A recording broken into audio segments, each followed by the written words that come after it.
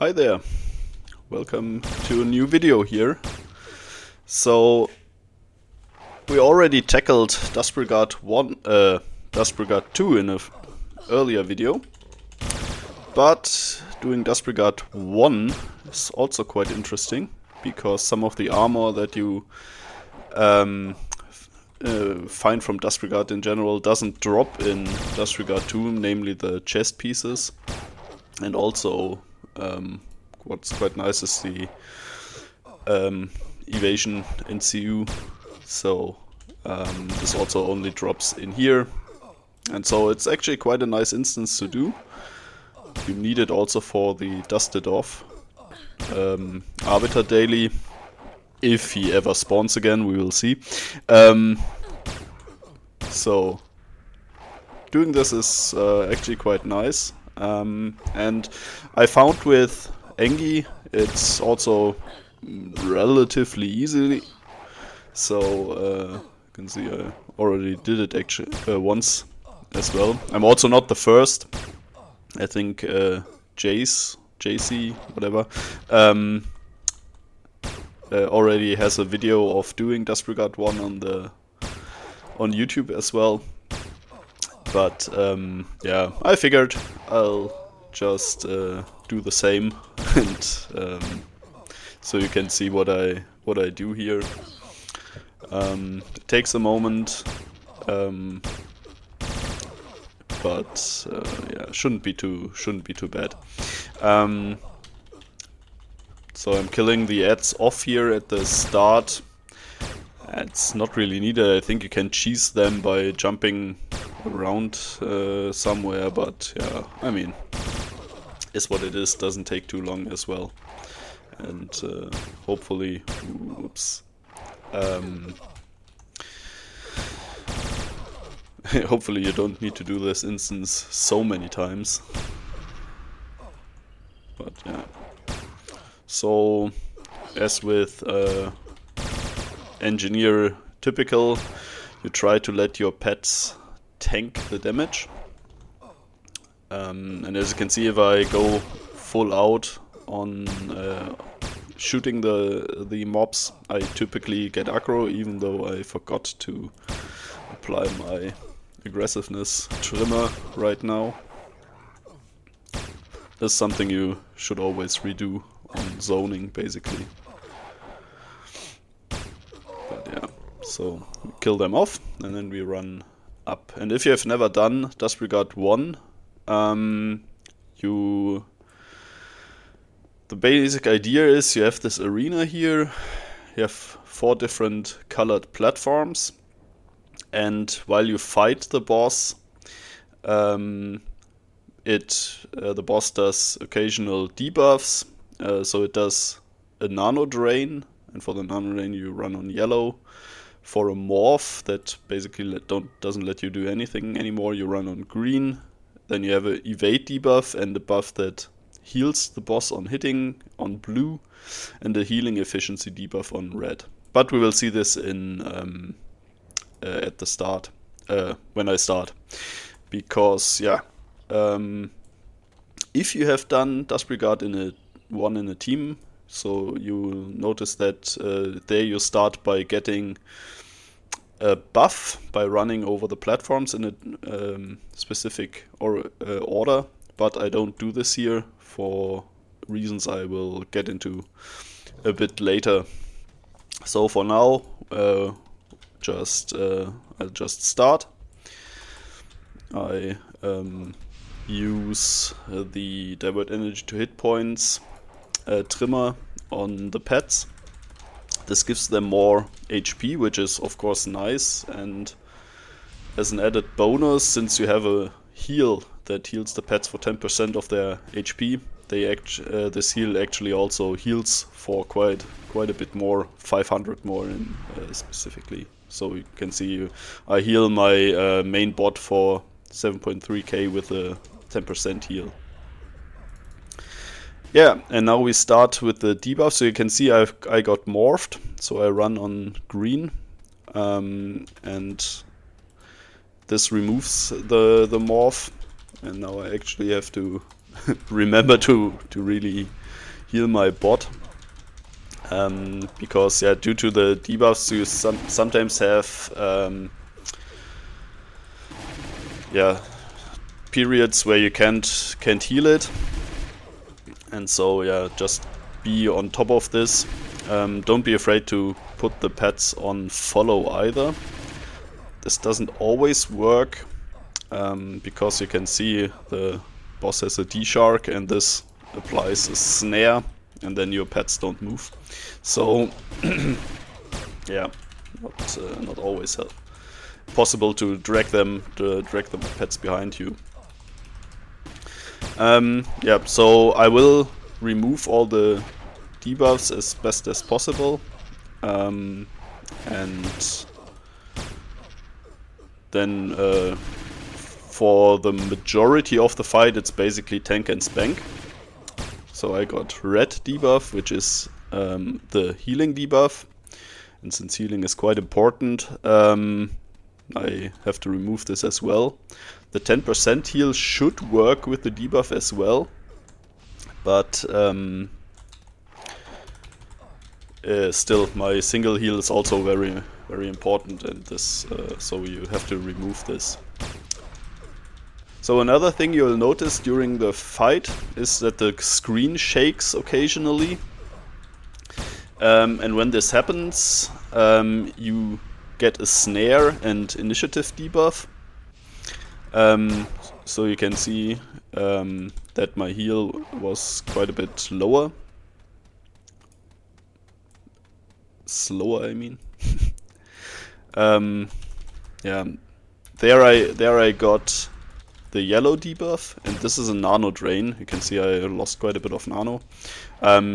Over time you basically lose all of your nano, but I mean you regain it back quickly enough. The pet heals don't take a lot of nano, and so that's not a big deal. But I basically save my stims for this case. Yeah, so back to the snare. I actually went full aggro because if I get hit, it's something goes awry anyway. But yeah, so we stand around, and now I got blue debuff. You can see it says quite a lot of yeah, evade debuffs. So for any tank, this is quite dangerous, but also you can see it has an offensive proc here, caress of the enemy. So when I shoot the boss while I have the blue debuff, it gets healed, and quite quickly with this. So whenever you have the blue debuff, Call of Rust, you have to basically stop shooting the boss. Only ranged, but still. Getting rid of the evade debuff is also quite important. But yeah, overall this is not super brutal. So you can see snare and initiative debuff. So the snare will come in, will become very important a bit later. Around 25% of the HP of the boss. Because at this point, at 25% or around there, it's actually at 6.5 bars of HP around here. The boss will basically change into a next phase, and what happens then is everyone in the instance gets a very massive damage over time dot applied to them. But there is a way to prevent this dot, and for this you can get a counter buff, and you get the buff by running over the platforms from yellow to blue to green and then over to red. And if you do this, you get this buff that lasts for 15 minutes, and this will basically protect you from the dot. However, you don't have a lot of time to run between the platforms. It's yeah, timed quite tightly, and so when you get the snare while you're running, then you won't make it to the next platform, and you have to start over again from yellow. And so it might take 2-3 times to get the buff when you're doing it like this. But I can't get it at the start immediately because I don't take down the boss in 15 minutes, and so the buff would run out, and so it doesn't really help me.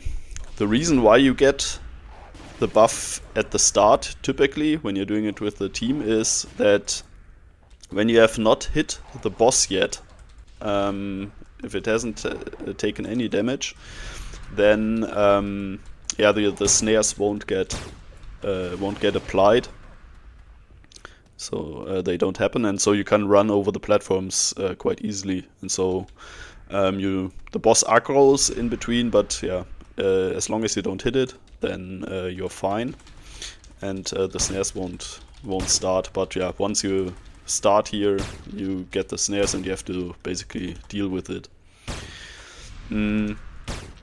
I think you need about 2000 run speed to make it at all between the platforms in time if you're turning efficiently and running exactly where you need to go.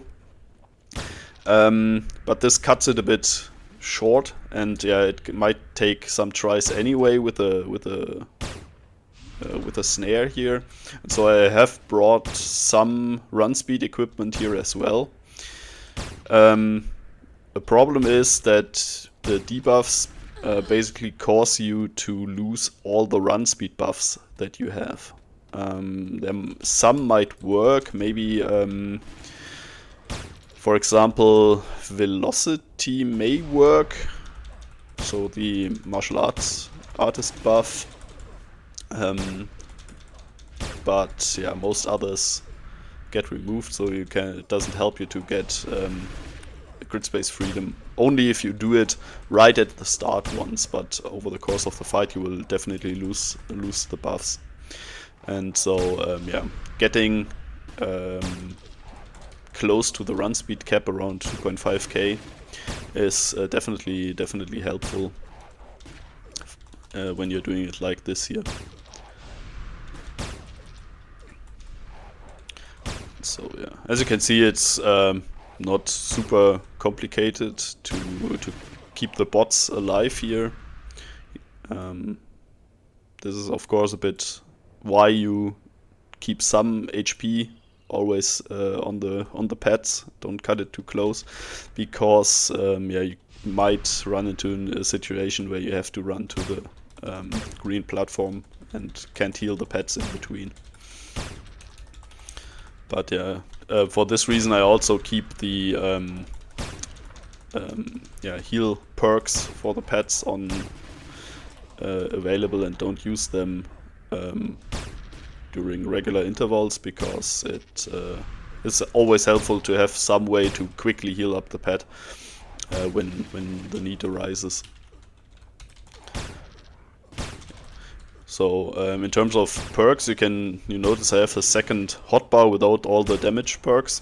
I've basically bound a key to this whole hotbar here. The only perks I keep using are basically perks that debuff the boss a bit, at least. So hostile takeover, deconstruction, and a pet buff. Because yeah, those help a bit. It's not really all that crucial to use them, but can't hurt either. And so, but I don't use the damage perks because it's a bit of a fine balance. How much damage you can apply to the boss before you take aggro from your pets, and so. In my experience, it's better to just auto attacking and bit of debug perks seem to work quite well. Seems to give quite a good balance. I'm not really about speed all that much here, more about safety. Because I typically farm this stuff. And so not losing an attempt due to some stupid reason is good. But yeah, I also don't use specials really. Just a bit of extra damage from your weapons doesn't seem to hurt. You can see how the aggro sometimes flicks on me for a short time, but this is okay. It's actually quite helpful because I have my blockers active, and so they can absorb a hit every now and then. And so you can see here blocked an attack, and there's one attack that doesn't go onto my pets. I actually got on this one hit I got the D-Shark snare.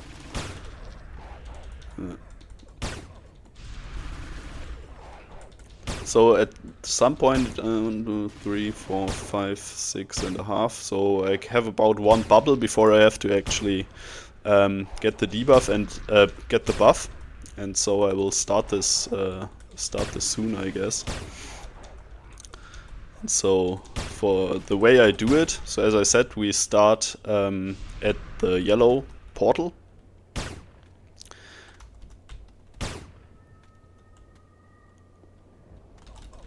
And just remove the debuff here.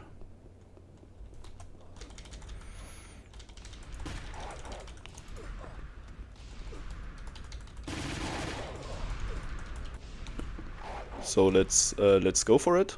Actually, it's all very much time. And so you can see I put my pets on follow for now, so I can keep them up. And now I wait for the next snare. There it is, and then we run. I actually equip some run speed gear. So we start at yellow, run over to blue, and you can see this light circle above my head. And this basically shows me as long as this is there, then I'm good to go. And there are also some chat messages, so this looks good. Yep, and I just made it before the next snare. And now the buff I got was Thrice Blessed by the Ancients. And now I basically can go ahead and damage the boss. And yeah, we should get the debuff around 6.5 bubbles here. The nice thing, once the debuff is applied, so the dot is applied, you actually don't get the other debuffs anymore. So the fight, if you have the protection buff, the fight actually gets easier in the next phase. You still have the snares, but I mean they don't matter all that much. But yeah, and you can see there was this Garruk's effect. And a bit more, and here you can see the damage, the dot that we would have gotten, 5 to 8k, and I don't survive this. But since we have Thrice Blessed by the Ancients, that's fine. So we are good to go now. And now it's basically just tank and spank to finish it off. Actually, safety's sake.